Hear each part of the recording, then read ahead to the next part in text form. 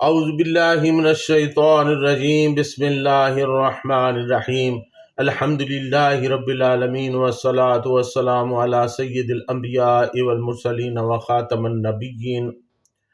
اللہم صلی علی محمد وعلی آل محمد کما صلیت علی ابراہیم وعلی آل ابراہیم انک حمید مجید۔ اللہم بارک علی محمد وعلی آل محمد کما بارکت علی ابراہیم وعلی آل ابراہیم انک حمید مجید۔ معزز ناظرین، السلام علیکم ورحمۃ اللہ وبرکاتہ۔ جاذب پبلیکیشن میں خوش آمدید۔ میں محمد سعید جاذب آپ کی خدمت میں حاضر ہوں۔ تعلیم القرآن کا سلسلہ جاری ہے اور میں آپ کی خدمت میں سورۃ النساء کی تفصیلات و تشریحات پیش کر رہا ہوں۔ آج کی نشست میں آیت نمبر 163 تا 165 شامل ہے۔ ارشاد باری تعالیٰ ہے، اِنَّا أَوْحَيْنَا إِلَيْكَ كَمَا أَوْحَيْنَا إِلَىٰ نُوحٍ وَالنَّبِيِّينَ مِن بَعْدِهِ وَأَوْحَيْنَا إِلَىٰ إِبْرَاهِيمَ وَإِسْمَاعِيلَ وَإِسْحَاقَ وَيَعْقُوبَ وَالْأَسْبَاطِ وَعِيسَىٰ وَأَيُّوبَ وَيُونُسَ وَهَارُونَ وَسُلَيْمَانَ وَآتَيْنَا دَاوُودَ زَبُورًا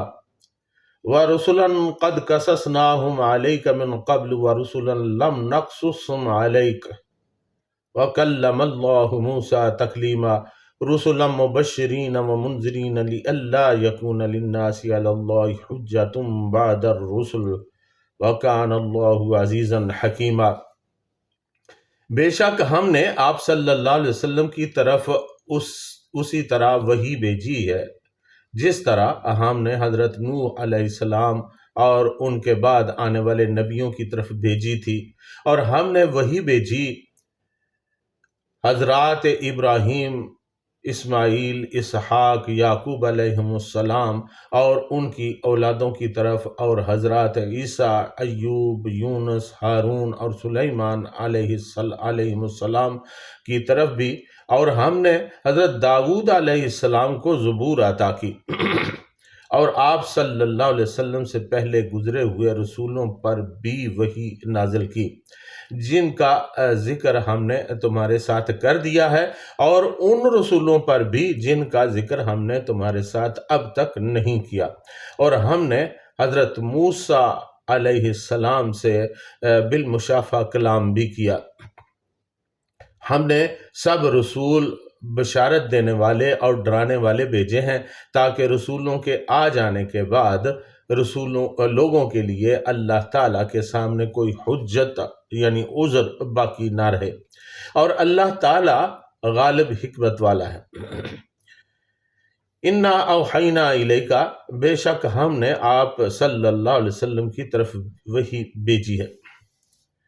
ناظرین، لغات القرآن کے مطابق وحی کا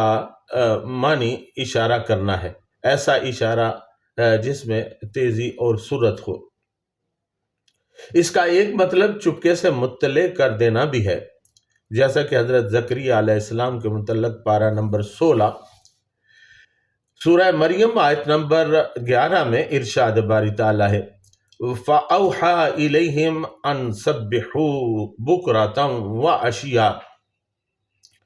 اس نے لوگوں کو چپکے سے اشارہ کیا کہ وہ صبح و شام اللہ تعالیٰ کی تسبیح بیان کریں۔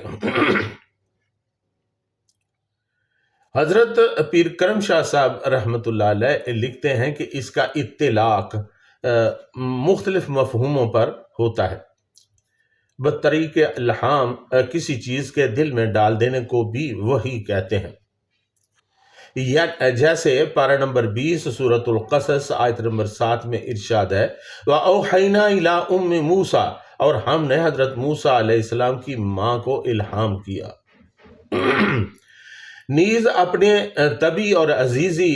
فرائض کی انجام دہی کے لیے جو ہدایت کسی کو فطری طور پر اپنے خالق کی طرف سے ہوتی ہے اسے بھی وحی کہا جاتا ہے، جیسا کہ پارہ نمبر 14 سورۃ النحل آیت نمبر 68 میں ارشاد باری تعالیٰ ہے، وَأَوْحَىٰ رَبُّكَ إِلَى النَّحْلِ، اور آپ صلی اللہ علیہ وسلم کے رب نے شہد کی مکھی کے دل میں یہ بات ڈال دی۔ اور کسی کو پر اسرار طریقہ سے کسی امر کی تعلیم دینے کو بھی وحی کہتے ہیں، جیسا کہ پارہ نمبر 8 سورہ انعام آیت نمبر 113 میں ارشاد باری تعالیٰ ہے، شیاطین الجن والانس یوحی بعضهم الی بعض زخرف القول غرورا۔ سرکش انسان اور جن جو چپکے چپکے سکھاتے تھے ایک دوسرے کو خوشنما باتیں لوگوں کو دھوکہ دینے کے لیے، اور انبیاء علیہم السلام کی طرف اللہ تعالیٰ کی جانب سے جو وحی کی جاتی ہے، اس کا مفہوم صاحب تفسیر المنار علامہ سید محمد رشید رضا مصری رحمۃ اللہ علیہ نے یوں بیان کیا ہے، وحی اللہ الی انبیائہ ہوا ما یلقیہ الیہم من العلم الضروری الذی یخفیہ عن غیرہم بعد ان یکون اعد رواحہم لیلقیہ بواسطۃ الملک او بغیر بواسطۃ۔ اس علم یقینی اور قطعی کو وہی کہتے ہیں جو اللہ تعالیٰ دوسرے لوگوں سے پوشیدہ طور پر اپنے انبیاء کے دلوں میں القاء فرماتا ہے، جن کی ارواح طیبہ کو اس نے پہلے سے اس علم کو قبول کرنے کے لیے تیار کیا ہوتا ہے۔ یہ القاء کبھی فرشتہ کے واسطہ سے ہوتا ہے اور کبھی بلا واسطہ، یعنی براہ راست وحی کی حقیقت ذہن نشین کر لینے کے بعد۔ اب آیت مذکورہ پر غور فرمائیے، ارشاد ہے، انا اوحینا الیک کما اوحینا الی نوح والنبیین من بعدہ واوحینا الی ابراہیم واسماعیل واسحاق ویعقوب والاسباط وعیسیٰ وایوب ویونس وہارون وسلیمان وآتینا داود زبورا۔ بے شک ہم نے آپ صلی اللہ علیہ وسلم کی طرف اسی طرح وحی بھیجی جس طرح ہم نے حضرت نوح علیہ السلام اور ان کے بعد آنے والے نبیوں کی طرف بھیجی تھی، اور ہم نے وحی بھیجی حضرات ابراہیم، اسماعیل، اسحاق، یعقوب علیہ السلام اور ان کی اولادوں کی طرف، اور حضرات عیسیٰ، ایوب، یونس، ہارون اور سلیمان علیہ السلام کی طرف بھی، اور ہم نے حضرت داود علیہ السلام کو زبور عطا فرمائی۔ حضور نبی کریم صلی اللہ علیہ وسلم کی نبوت کو یہود بڑے شک کی نگاہ سے دیکھتے تھے اور بہت حیران ہوتے تھے کہ یہ کیوں کر نبی ہو گئے۔ اللہ تعالیٰ نے فرمایا کہ آپ سے پہلے دیگر انبیاء علیہم السلام بھی مبعوث ہوئے اور ان پر اللہ تعالیٰ کی وحی نازل ہوئی ہے، اور جب وہ ان کی نبوت اور ان پر نزول وحی کو تسلیم کرتے ہیں تو آپ کو کیوں نبی تسلیم نہیں کرتے؟ یہاں پر اللہ تعالیٰ نے چند انبیاء علیہم السلام کے اسماء گرامی ذکر کر دیے ہیں تاکہ انہیں مجال انکار نہ ہو سکے۔ ناظرین، امام ابو جعفر محمد بن جریر الطبری حضرت اکرمہ رضی اللہ تعالیٰ عنہ کی روایت بیان کرتے ہوئے لکھتے ہیں کہ حضرت عبداللہ بن عباس رضی اللہ تعالیٰ عنہ نے فرمایا کہ بنو قینقاع کے یہودیوں میں سے مسکین اور عدی بن زید نے کہا کہ اللہ تعالیٰ نے موسیٰ علیہ السلام کے بعد کوئی چیز نازل نہیں کی، تو اللہ تعالیٰ نے ان کے رد میں یہ آیت نازل فرمائی کہ اللہ تعالیٰ نے جس طرح دیگر نبیوں کی طرف وحی نازل فرمائی ہے، اسی طرح آپ صلی اللہ علیہ وسلم پر بھی وحی نازل فرمائی ہے۔ ناظرین، ایک قول یہ ہے کہ جب یہودیوں نے آپ صلی اللہ علیہ وسلم سے کہا کہ اگر آپ نبی ہیں تو آپ پر بھی اسی طرح کتاب نازل ہونا چاہیے جس طرح موسیٰ علیہ السلام پر کتاب نازل کی گئی تھی، تو اللہ تعالیٰ نے اس کے رد میں یہ آیت مبارکہ نازل کی کہ تم حضرات نوح، ابراہیم، اسماعیل، اسحاق، یعقوب، ایوب، یونس، ہارون اور سلیمان علیہ السلام کو نبی مانتے ہو، حالانکہ ان پر بھی آسمان سے براہ راست کوئی کتاب نازل نہیں کی گئی تھی۔ سو تمہارا آسمان سے کتاب نازل کیے جانے کا مطالبہ کٹ حجتی کے سوا اور کچھ نہیں ہے۔ نبوت کا ثبوت صرف اظہار معجزہ پر موقوف ہے۔ آپ صلی اللہ علیہ وسلم سے پہلے نبیوں پر نبوت بھی معجزہ سے ثابت ہوئی، اور آپ صلی اللہ علیہ وسلم نے اپنی نبوت پر متعدد معجزات پیش کیے، اور سب سے بڑا معجزہ قرآن مجید ہے، جس کی نظیر پیش کرنا یا جس میں کمی بیشی اور تحریف ثابت کرنا آج بھی پوری دنیا کے لیے چیلنج ہے اور قیامت تک رہے گا۔ ناظرین، جب کہ باقی انبیاء علیہ السلام کے معجزات میں سے کسی نبی کا معجزہ ان کے جانے کے بعد باقی نہیں رہا، تو یہ کس قدر انصاف سے بعید ہے کہ جن نبیوں کے معجزات فانی تھے ان کو نبی مانا جائے، اور جس عظیم الشان نبی کا معجزہ زندہ و جاوید ہے اس کی نبوت کا انکار کر دیا جائے۔ ناظرین، علامہ غلام رسول سعیدی صاحب رحمۃ اللہ علیہ اپنی تفسیر تبیان القرآن میں لکھتے ہیں کہ اس آیت میں سب سے پہلے حضرت نوح علیہ السلام کا ذکر فرمایا گیا ہے، کیونکہ وہ سب سے پہلے نبی ہیں جنہوں نے اپنی قوم کو اللہ تعالیٰ کے عذاب سے ڈرایا، یا اس لیے کہ وہ سب سے پہلے نبی ہیں جنہوں نے احکام شرعیہ بیان کیے، یا اس لیے کہ جس طرح نبی کریم صلی اللہ علیہ وسلم کی دعوت اسلام تمام روئے زمین کے انسانوں کے لیے ہے، اسی طرح حضرت نوح علیہ السلام کی دعوت بھی روئے زمین کے انسانوں کے لیے تھی۔ حضرت نوح علیہ السلام کے بعد دوسرے نبیوں کا بالعموم ذکر فرمایا، پھر حضرت ابراہیم علیہ السلام کا نام لیا۔ یہ ان کے شرف کی وجہ سے ہے کیونکہ وہ تمام نبیوں کے سلسلہ آبا میں تیسرے اہم باب ہیں۔ حضرت آدم علیہ السلام، حضرت نوح علیہ السلام اور پھر حضرت ابراہیم علیہ السلام، حضرت عیسیٰ علیہ السلام کا ذکر یہود کا رد کرنے کے لیے فرمایا، کیونکہ یہود ان کی نبوت کے منکر تھے۔ اور پھر حضرت داؤد علیہ السلام کو زبور عطا فرمانے کا ذکر فرمایا، کیونکہ زبور بھی اسی طرح قسط وار نازل ہوئی تھی جس طرح قرآن مجید قسط وار نازل ہوا۔ ناظرین، قرآن مجید کے قسط وار نازل ہونے کو یہود نے اپنی کم عقلی سے نقص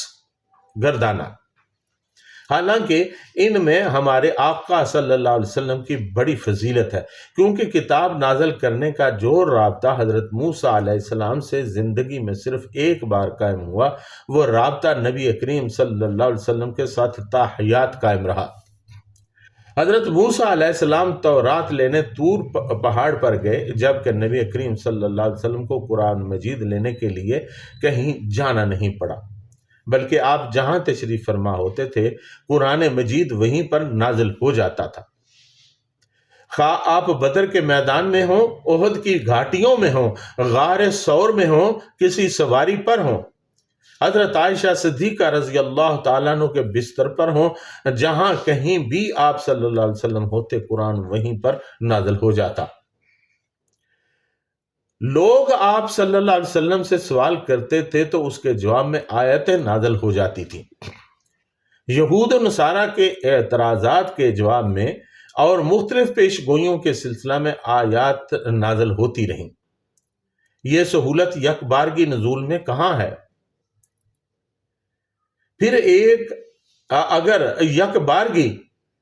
کتاب نازل ہوتی تو تمام احباب یک بارگی نافذ ہو جاتے اور لوگوں کے لیے ایک دم ان پر عمل کرنا اور پرانی عادتوں اور رسموں کا چھوڑنا مشکل ہو جاتا۔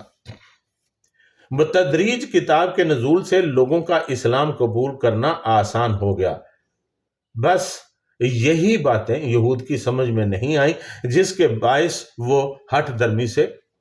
کام لیتے رہے۔ ناظرین، حضرت عائشہ صدیقہ رضی اللہ تعالیٰ عنہ فرماتی ہیں کہ پہلے جو وحی آپ صلی اللہ علیہ وسلم پر شروع ہوئی وہ پاکیزہ خواب تھے۔ سوتے میں آپ صلی اللہ علیہ وسلم جو خواب دیکھتے وہ صبح کی روشنی کی طرح واضح ہوتا۔ ان کو رؤیائے صادقہ کہتے ہیں۔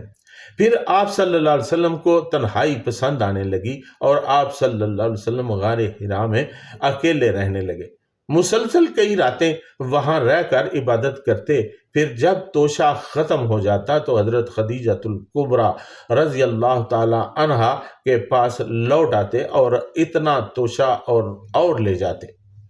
آپ صلی اللہ علیہ وسلم اسی حال میں غار حرا میں تھے کہ آپ صلی اللہ علیہ وسلم کے پاس فرشتہ وحی لے کر آیا۔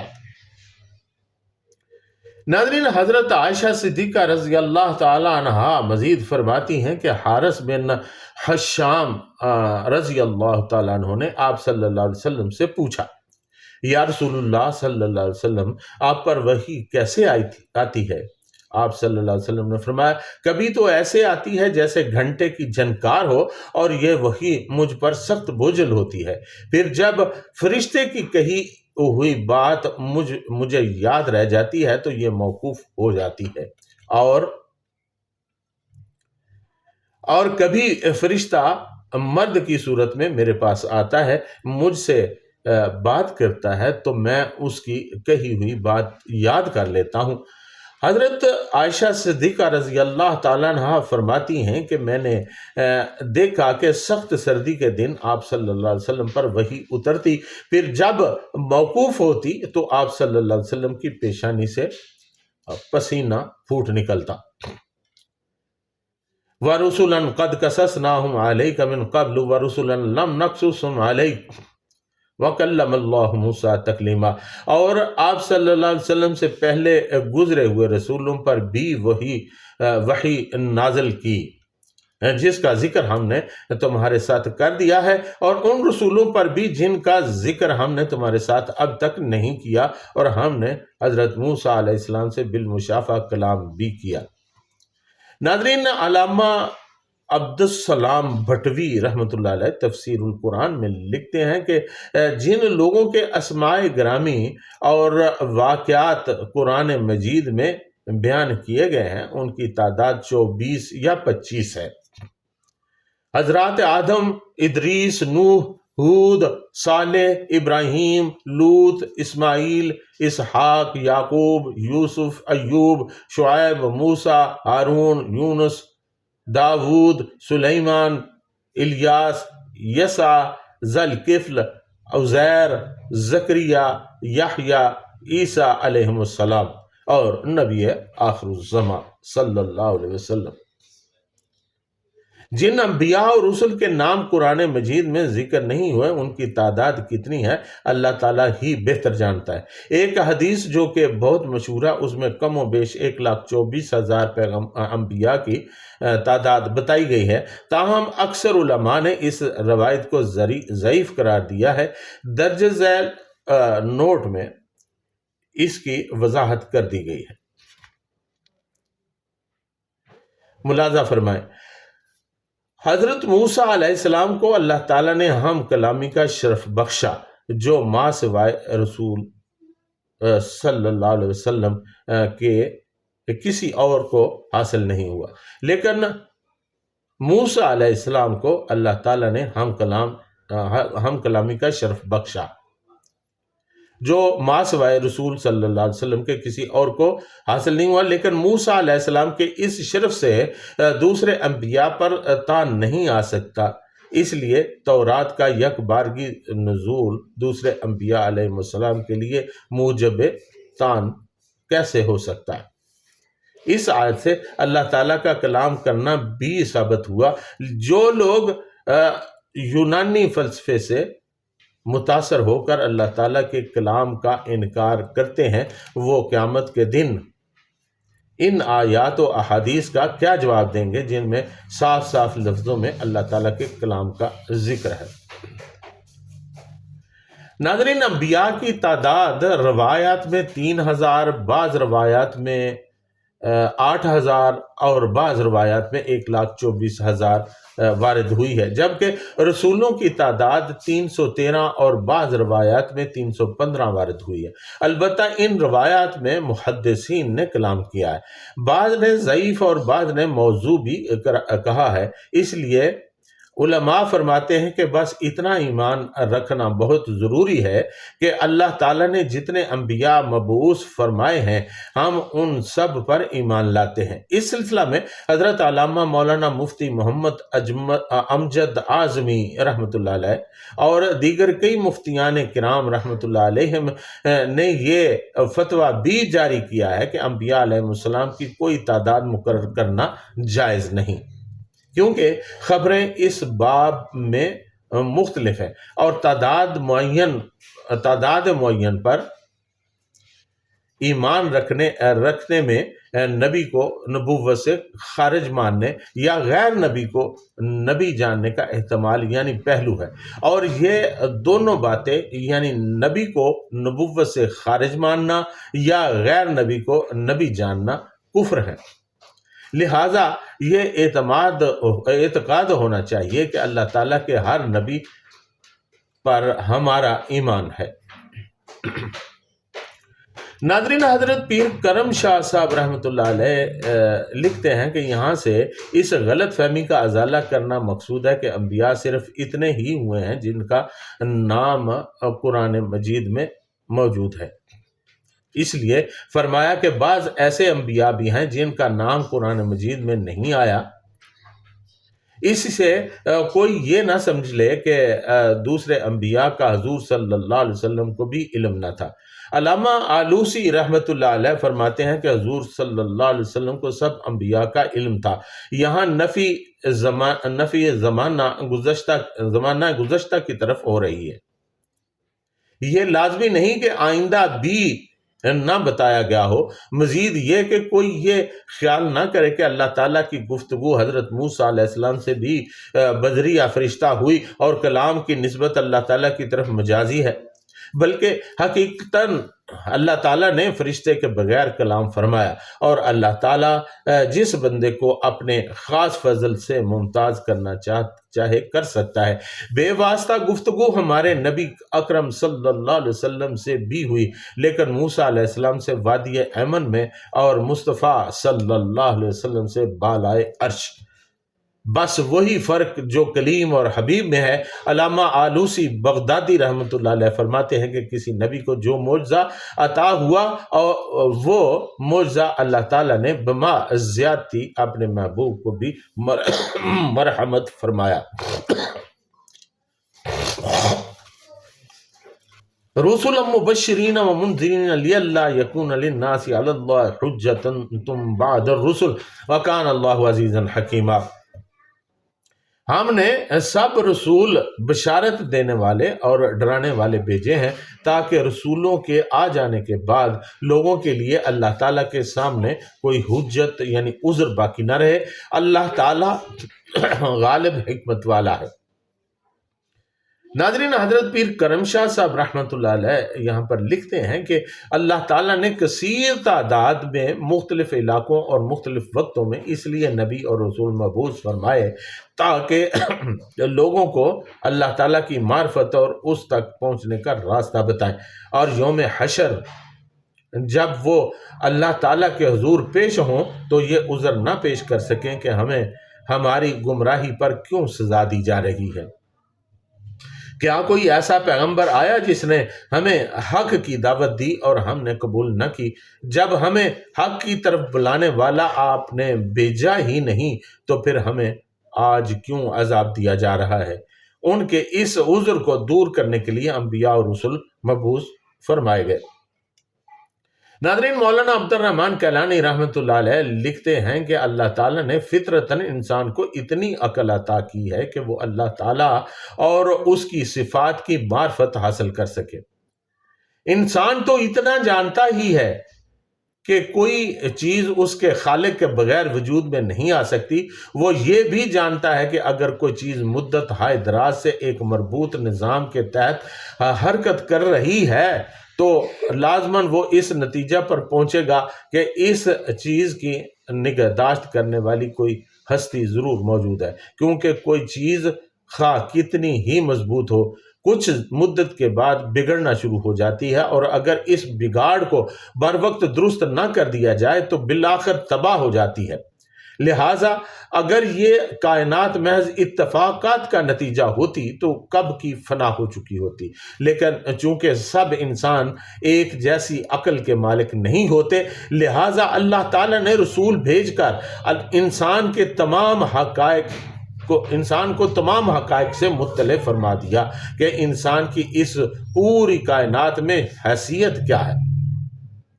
اسے یہاں رہ کر کیا کردار ادا کرنا ہے، اور اگر وہ اس کردار کو ادا کرنے میں کامیاب رہا تو اس کی اخروی زندگی میں اسے اس کا کچھ اجر ملے گا، اور اگر ناکام رہا تو اسے اخروی زندگی میں کیا کچھ دکھ اور مصائب برداشت کرنا ہوں گے۔ اور رسول بھیجنے کا طریقہ اس لیے جاری کیا کہ قیامت کے دن کوئی شخص اللہ تعالیٰ کے حضور یہ نہ کہہ سکے کہ مجھے تو ان حقائق کا علم ہی نہ تھا،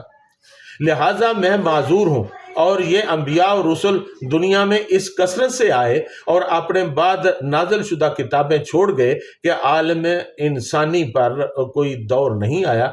جب کوئی نبی یا اللہ تعالیٰ کی نازل کردہ کوئی کتاب دنیا میں موجود نہ ہو،